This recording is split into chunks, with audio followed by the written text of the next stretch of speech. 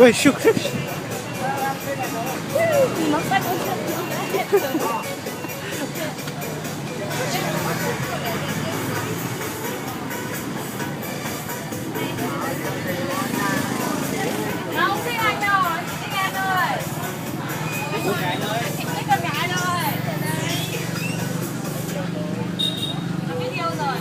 Xuống đây mua à, lia xuống đây mua à, xuống rồi.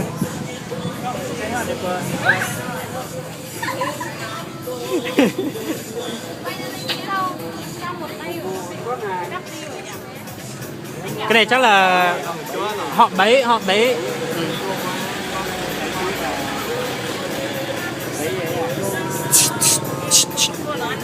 Cẩn thận nó cướp điện thoại đấy anh vừa. Hôm trước em đi hôm nay cốc là con ở trên đấy bị cướp điện thoại một lần. Biết rồi. Thì có lấy lại không? Lấy lại được, lấy bảo chủ ra sứa ra đuổi thì nó mới cho ấy. Yeah. Vào đi.